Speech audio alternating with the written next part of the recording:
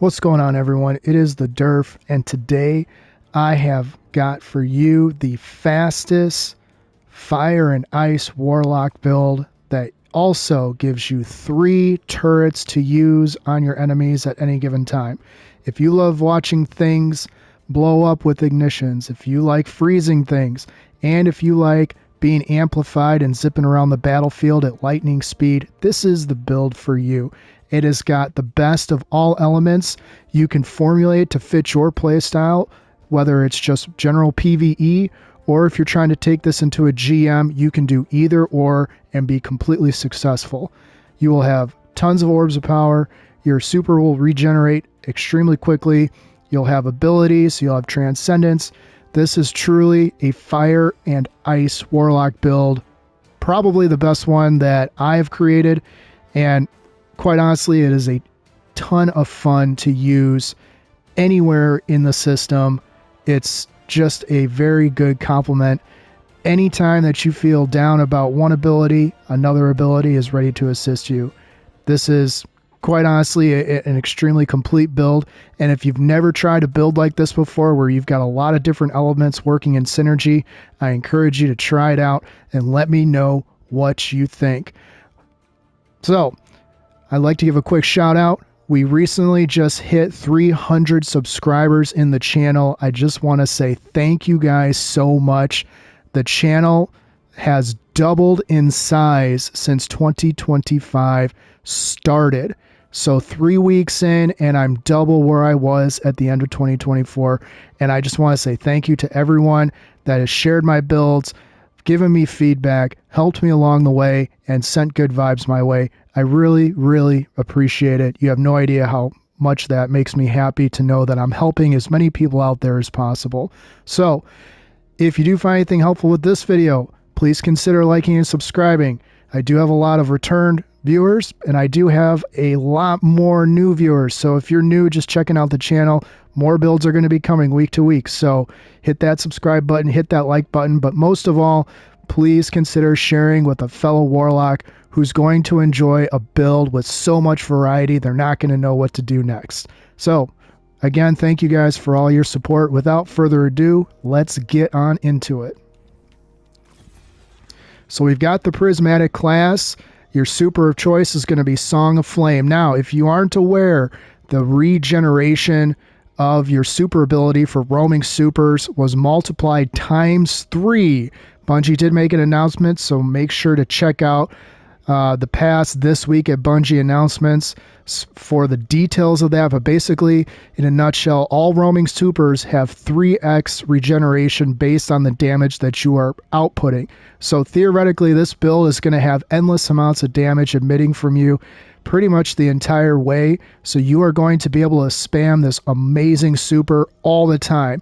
And as a bonus, right off the bat, you're going to be radiant, and you're going to be able to stop unstoppable champs. So you'll be able to stop barriers when you proc this, and you'll also be able to stun unstoppable champions. So a 2-for right off the gate. For abilities, you guys can pick out which ones you like. I prefer the Burst Glide and the Healing Rift, although the Phoenix Dive is a popular one, but I don't really think you're going to need that for this, and I'll kind of go over why here in a second. And also, I know Blink is popular, but pick whichever movement you prefer the best. For melee, I'm taking advantage of the Arcane Needle. I'm going to stack that up 3 times and use it intermittently to unravel targets and get a little bit of extra tick damage. For this build, you are 100% going to need to equip the Storm Grenade. I'm sure you guys may have an idea where I'm going with this already, but at a 2-minute cooldown, with the buffs that you're going to get, you're essentially going to get this grenade back basically every 30 seconds, maybe 45 on a slow strike. But the Storm Grenade is absolutely what you need to equip for this. For the aspects, I've got the Bleak Watcher turret. It grants you 3 fragment slots, and it fires slowing projectiles at nearby targets. So right out the gate, when you slow an overload champion, they are going to be stunned. So one other way to stun a champion. Now you've got ways to deal with all 3 champions, and we haven't even gotten to the second aspect or any of the fragments. The second aspect up is going to be the Hellion. Now, this is specific to this build. Ordinarily, I would have Feed the Void, but I have a fix for the grenade energy that we're not going to be getting back based on Devour proccing. So the trade-off is that the solar explosive that lobs when you use your class ability is able to stun unstoppable champions. So right out the gate, we've got ways to stun every single champion that you're going to come across. Barriers are still the exception. We've only got one way to do that, but hang tight, I'm going to go through how you can conquer that one extra way. For fragments, first and foremost, facet of purpose. I want my orb of power and I want to get restoration. You're going to have a ton of cure/restoration procced at any given time as long as you are moving relatively swiftly on the battlefield. Does have a -10 to recovery, but don't worry, we got a fix for that. Next up, we got the facet of balance. Rapidly defeating targets with light energy or light damage grants melee. Rapidly defeating with darkness grants grenades. So I'm not going to be missing out on the regen of the grenade because I'm not running Feed Void aspect. And once I get into the weapons, I'm going to show you exactly why. Next up, Facet of Awakening. Rapidly defeating targets with light or darkness damage or super final blows generates an elemental pickup of the matching damage type. So fire and ice, you're going to be getting stasis shards as well as fire sprites generated at a ridiculous rate depending on how ad heavy your activity is. If you're just running a lost sector, you may not proc this one as much, but you're still going to get it occasionally at worst. But for busier activities like raids, GMs, dungeons, things like that, or the overthrows, Facet of Awakening, you definitely want to take that into consideration, and you get a +10 bump to resilience. Next up is Facet of Courage. Arc Solar Void abilities deal increased damage to targets afflicted with darkness debuffs. So this is going to pair with our Bleak Watcher and our Hellion. When we proc both of those at the same time, if the Hellion is firing at the same target, aka maybe a boss or a champion or just a beefier yellow bar in general, the Hellion's going to do additional damage to the target in question because it's going to be a slowed target thanks to the stasis turret. Next up, we've got the Facet of Sacrifice. While you have an Arc Solar or Void buff, ability Final Blows grant bonus Darkness Transcendence energy. So this one's going to be huge. This one's going to be playing off the Hellion, and it's going to be playing off one other ability that I'm going to get to here in a second that's going to give you one extra way to move around the battlefield and kill your enemies faster. And you get a +10 to Discipline as well. Last but not least, and this one does not make the cut most of the time, when you have an elemental buff, your class ability regenerates more quickly. So you are going to have a myriad of buffs coming your way as you progress through the build here. And one of the things that you want to be able to do is you want to be able to proc the Hellion. The better way to do that at a faster rate is to put on Facet of Hope. So anytime you have an elemental buff, which is not specific to light or dark, the class ability regenerates more quickly. So the class ability for the Healing Rift is about 1 minute and 22 seconds.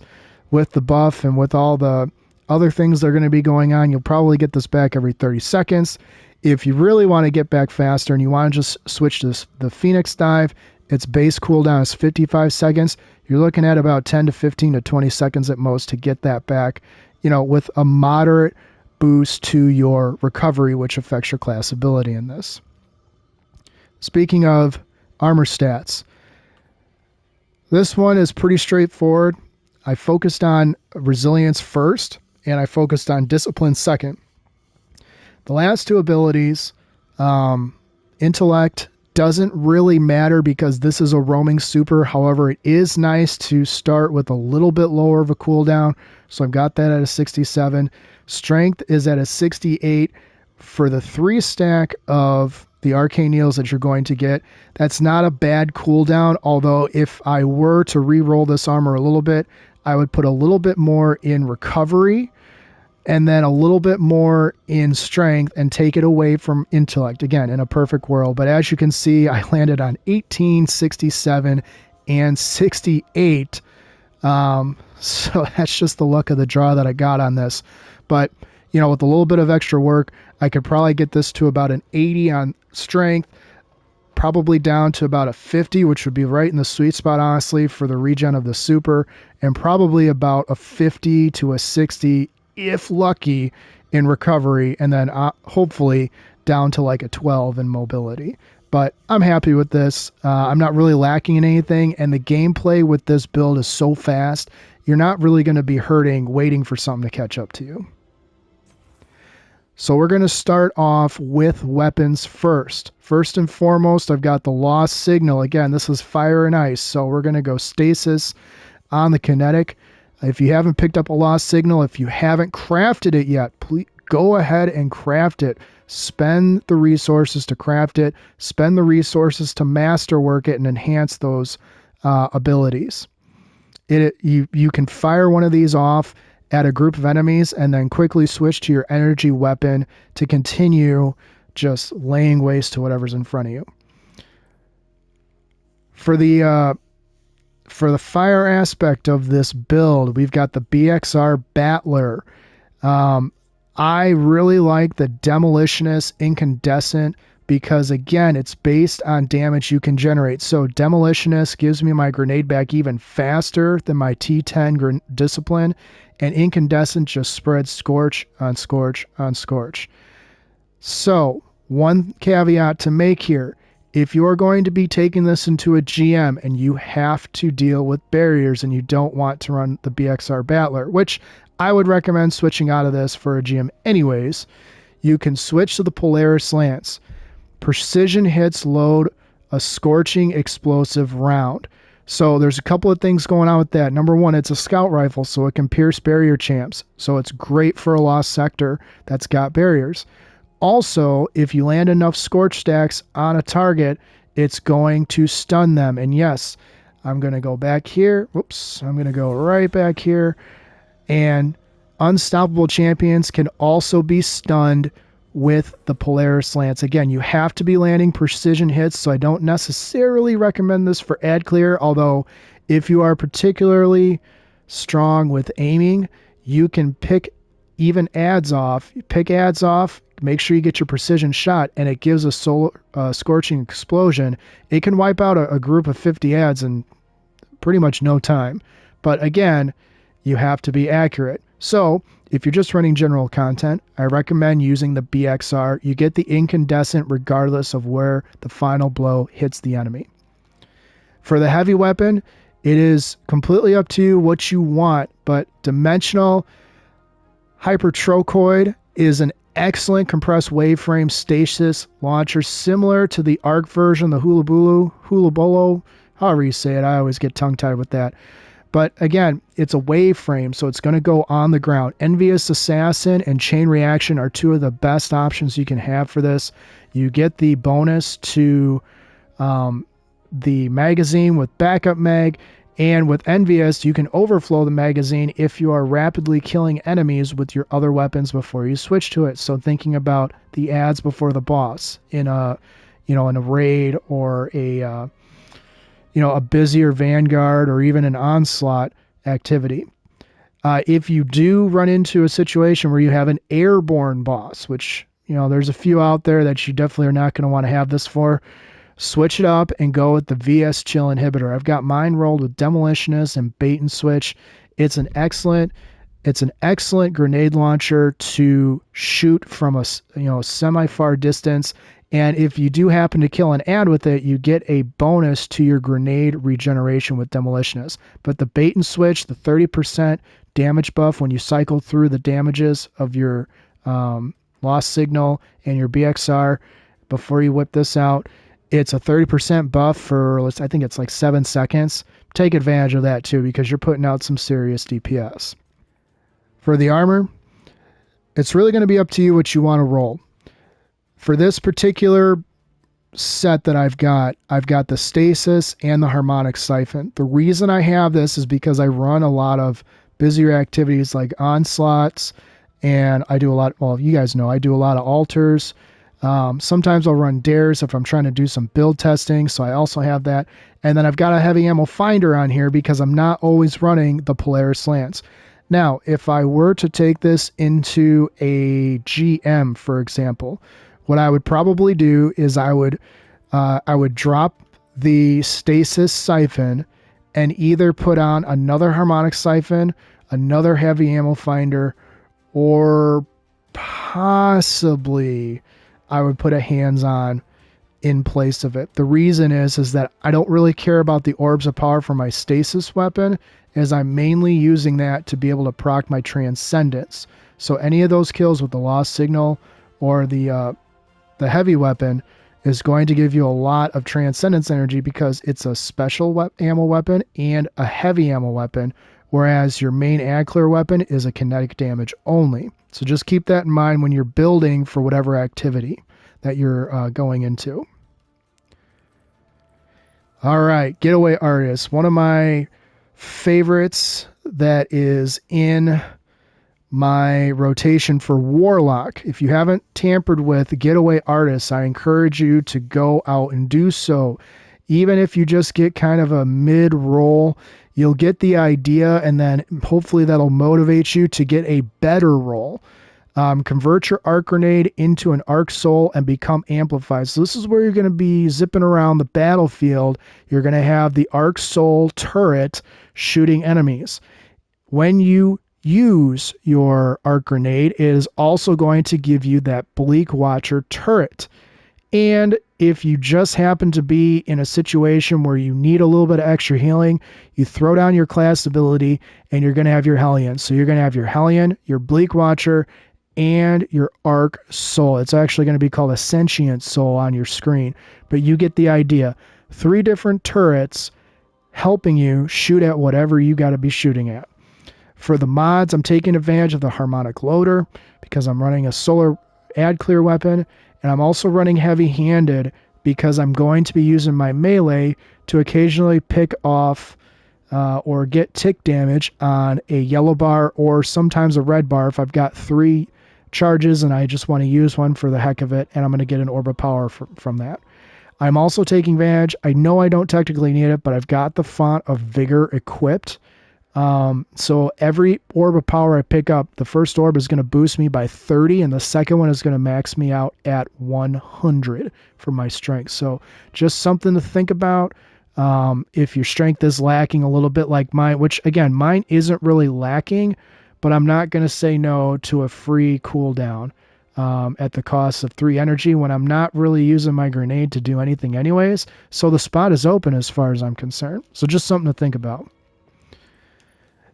Next up, the chest armor. Pretty standard. Man, that looks bad with the blue and orange. I did not mean to do that. But anyways, I'm taking advantage of the stasis reserves for the bonus ammo, which is going to be a twofer because both my special and heavy weapons are stasis. So any ammo I pick up for either weapon is going to give me, it's going to increase the amount of ammo I can carry for that weapon. It doesn't matter what it is.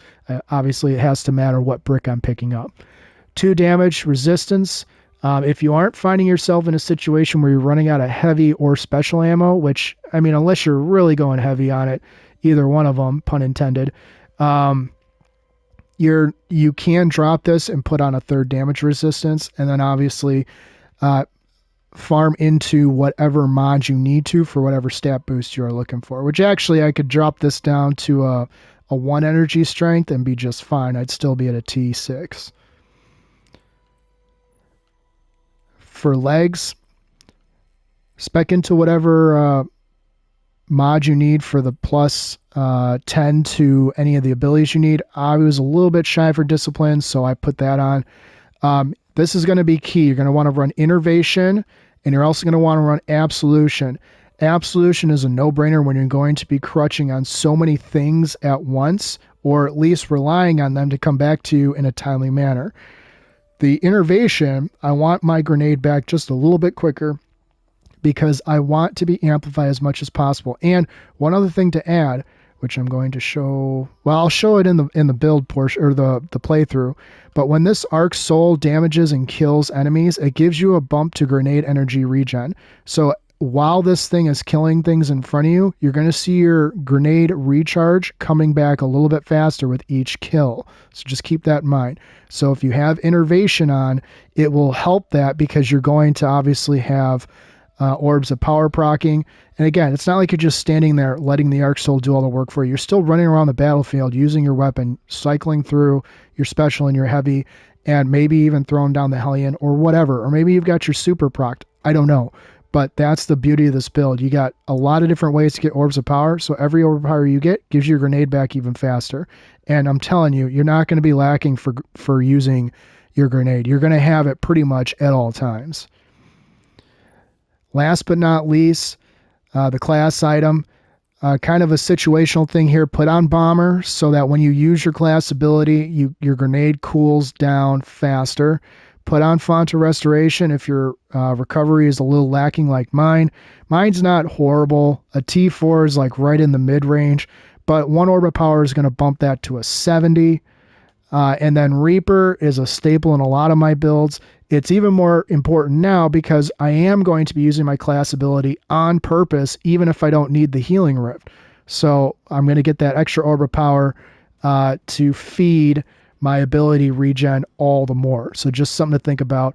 And then spec into whichever mod you need a little bit of help in, which again, I can drop this down to a 1 energy strength mod, but it doesn't really matter. I'm at a T6 regardless. And I'm not wishing that I had something else on, unless I want to get really crazy and put a double Reaper on, but that's completely unnecessary. Alrighty. Last but not least is the artifact. Now, the artifact is going to be hit or miss here as far as what you can use to your benefit. First and foremost, I've got the anti-barrier scout rifle. So it turns my Polaris Lance into a barrier stunning capable weapon. But if I'm in a situation where I'm not running the Polaris, I will switch this out and put Unstoppable Pulse Rifle on because I'll be running with the BXR Battler. The Overload Breach Load Grenade Launcher pretty much always stays on because I pretty much always have the Lost Signal on for this build. Authorized melee mods, kind of a no-brainer because I'm going to be using my melee for kills and I'm not going to be using my grenade for anything other than that arc turret. Frenzied Hunger. Rapid final blows while Devour is active grant a bonus to reload and handling. This is first up on my list for a couple reasons. Number one, I'm going to also have concussive reload on, so using a grenade launcher to damage a boss, champ, or break the shield weakens them. So if I throw down a wave frame or an aerial denial frame like the Lost Signal or the stasis grenade launcher, I'm going to weaken said enemies. And if you're running in a higher end content, that might be a group of yellow bars for all we know that have shields on them. Well, that's going to weaken them. If you throw another round down and you kill any of them, if you defeat those, it's going to proc Devour. Now, Devour will give you grenade and health back as long as it is active. So it's important to make sure you have rapid impacts on so that if you have to reload, you can keep doing what you're doing. So these 4 right here are pivotal and completely play into the build style that I have available. And one other thing to mention, I did mention earlier that if you want to just leave this on, the Scorch effect on an Unstoppable Champ will eventually stun them. You can do that as well, but just remember, you got to dump some more rounds into it versus just a few rounds for piercing the barrier. So make sure you're changing up your artifact when you're switching between Polaris Lance and the BXR.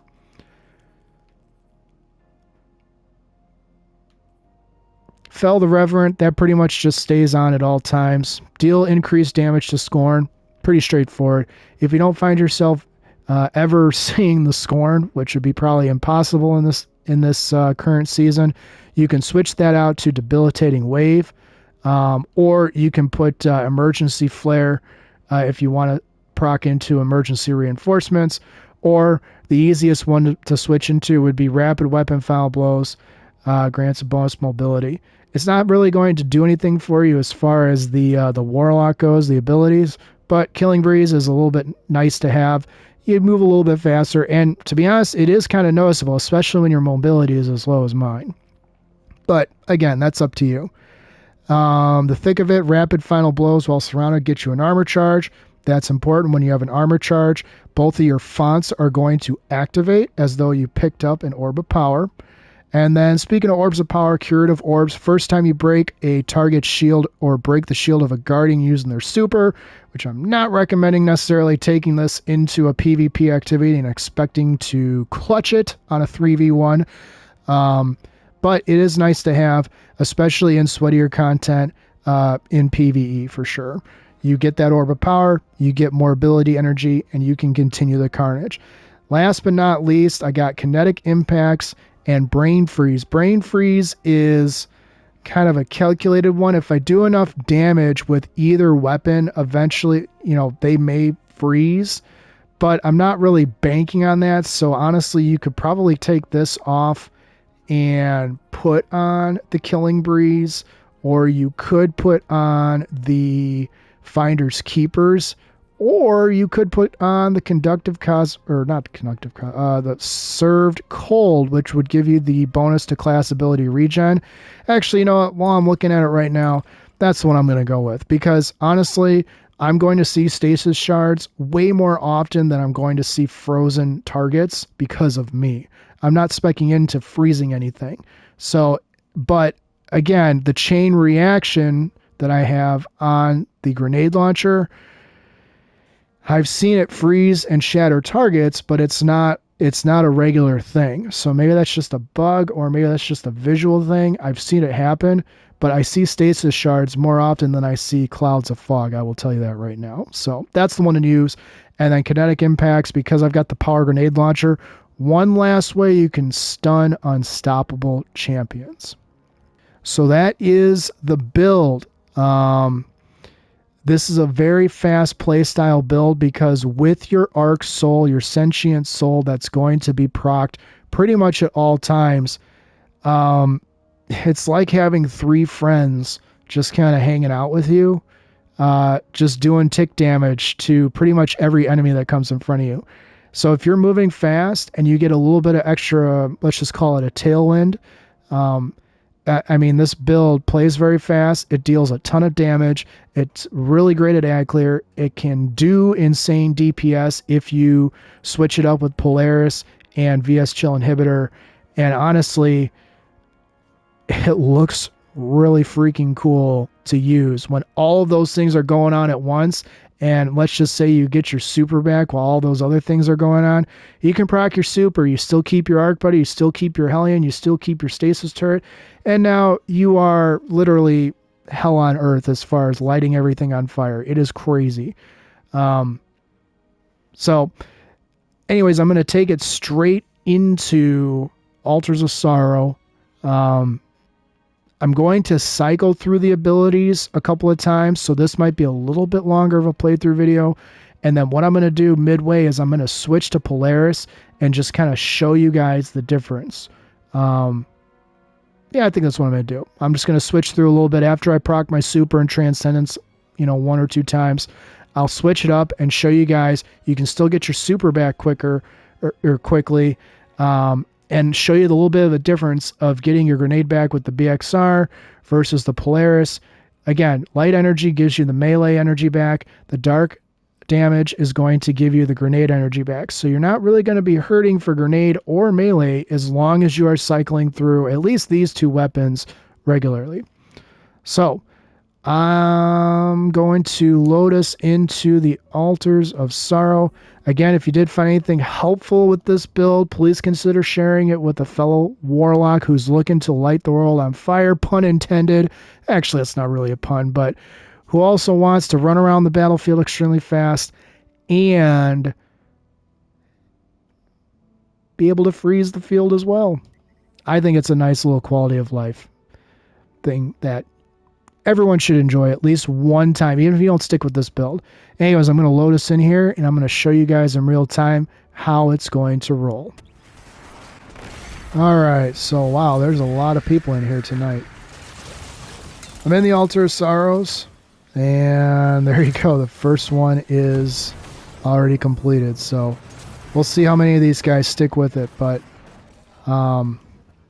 looks like I've got my grenade, I've got one melee charge, and I've got my class ability, so honestly, I'm ready to rock as soon as this next one gets going. So here we go.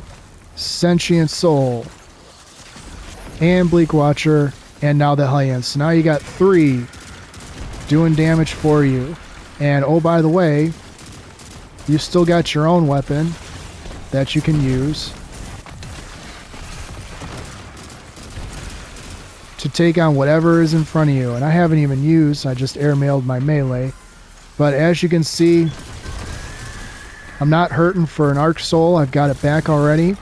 I don't have my class ability yet, but I'm just going to attribute that to the fact that I haven't picked up an Orb of Power yet. Once I do, I'm sure I'll get that back right away. So let's go pick up, look at all these Orbs of Power I just generated from pretty much just doing the bare minimum, just sitting back and firing from a distance.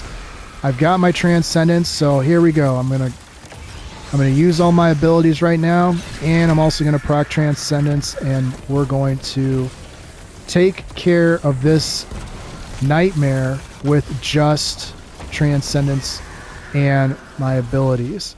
And you can see I'm not hurting for Orbs of Power. I'm not hurting for power in general.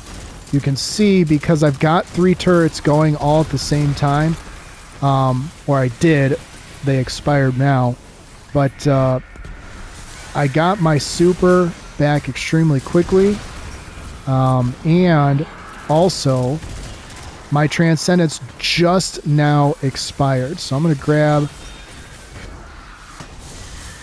this, I'm going to get these wizards out of the way so I can, of course. Where was all those guys at the last altar? I guess I'm the only one that can operate a sword. Either way, doesn't matter. I'm going to get rid of these wizards. So I'm going to proc more nightmares. And here we go. Oh, look, someone joined me. After I just got all of that done. By the way, it's time to use my super. Oh, looks like there's a wizard somewhere that someone hasn't gotten. I got 2 of them, so it's someone else's turn to share the love. Oh, looks like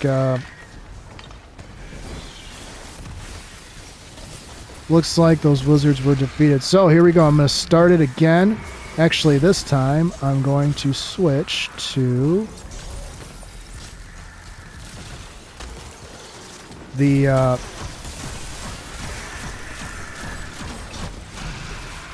Polaris Lance and the VS Chill inhibitor. So the way that it's going to work, and I'm going to use it right now, you shoot your first 2 weapons.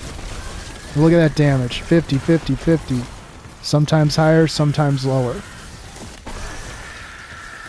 And bonus damage to shields. Remember, anytime I break the shield of a boss or a champ, I get weakening procced, which means I've run out of space for buffs on there, but you get Devour granted to you, and then literally it's just you continue on. Using Polaris is going to be a choice. It's not one that I recommend for generalized content such as this, simply because in order to get the scorching effects, you're going to have to hit precision shots on the final blow. It's not so bad when you're dealing with like an ogre who's not moving too fast, but when you're dealing with like a swirly wizard or maybe a beefier red bar that does move kind of fast, it makes it really hard to stay on point, whereas I could just dump a few extra rounds of the BXR in it and be able to achieve the same result. So here we go. I'm going to start. I got all 3 turrets going, and this is a perfect example of where it's going to help. If that was an unstoppable champ, I'd be stunning them a multitude of ways right this second just by myself. So, but that's the beauty of the build, is you have quite a number of... Wow, I just airmailed all that lost signal. and here we go. Procking. Yep. Oh, I didn't proc it. What? Either way, you get the idea. I'm not hurting for ability energy. I've got my super back already. I mean, it's just a really good, solid build. That's why I say if you've been looking for a Warlock build that can take advantage of some turrets, and you've been looking for a good fire and ice build, again, we don't know what the future is going to hold. I'm not sure if anyone knows yet what the what the artifact is going to be mostly in favor of as far as abilities for Heresy coming out here in, well, under 2 weeks now. So if you haven't marked your calendars, you might want to. It's going to be, I'm hoping it's going to be a good one. But this is a good all-around build. You can take it into pretty much whatever activity, including GMs, and you're going to have enough power that you're going to be able to hold your own no matter which weapons that you use. Although for the GMs, I recommend switching to Polaris and the VS Chill inhibitor. But again, completely up to you. Just whatever works best for you. If you're really good at hitting your precision final blows, then just keep Polaris Lance on at all times, and then you never have to worry about switching up your artifact at all. You've got all three of your champs. Oh, I just wasted my arc grenade. You got all three champs essentially covered. So anyways, thanks for checking me out. Thanks for all the support that I've received. Like I said, we just hit 300 subscribers on the channel, more than I ever thought possible when I started. And I know there's plenty of people out there with way more subs and all that than but I don't care. I'm just very happy that people have resonated with the builds. They've seen the method behind the madness and gone, hey, that makes sense. Why don't I try it?